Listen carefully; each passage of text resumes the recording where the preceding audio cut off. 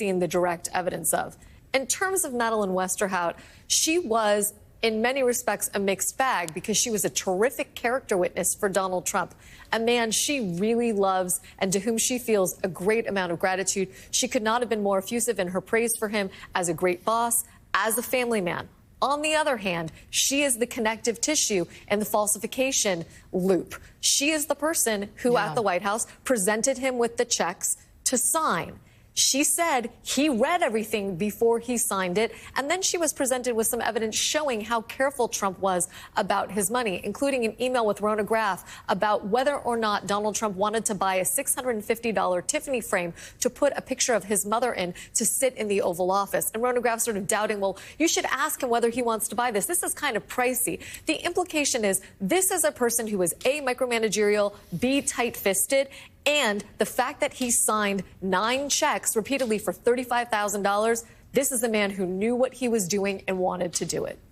Okay, so Stormy Daniels, a mixed bag as to what the prosecution got out of it. The next big event will be Michael Cohen. How soon do you predict that he's going to go on the stand, and what are the risks and the rewards of having him come and testify? You want to take this one? Oh, I think you're better at predicting next, for sure. I think at this point, Elise, we've seen a lot of the witnesses that we expect. So just in looking at a countdown list, who's left, there aren't that many people left to hear from. So I would expect we'll hear from Michael Cohen relatively soon, perhaps as soon as next week.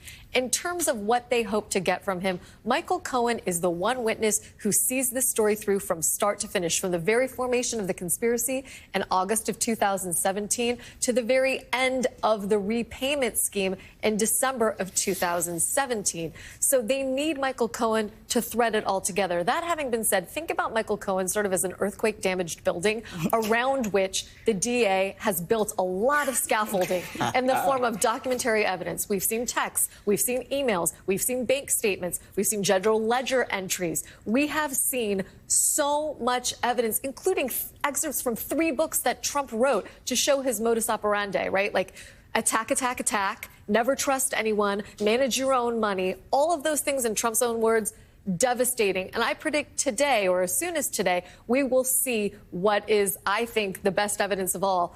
3 tweets from May of 2018 where Donald Trump essentially confesses to the business records crime by saying, yeah, I repaid Michael Cohen, and there's nothing wrong with that. That will be devastating in and of itself. That said, Michael Cohen is the narrator. Count on him to come in and almost be like a summary witness. All the things that you just heard, I'm going to string together for you. So, Danny, let's take the other side of this, though. Where are the problems with Michael Cohen? Well, Michael Cohen has huge problems, and I predict that all the pushback you heard from Stormy Daniels, the inability to answer a question yes or no,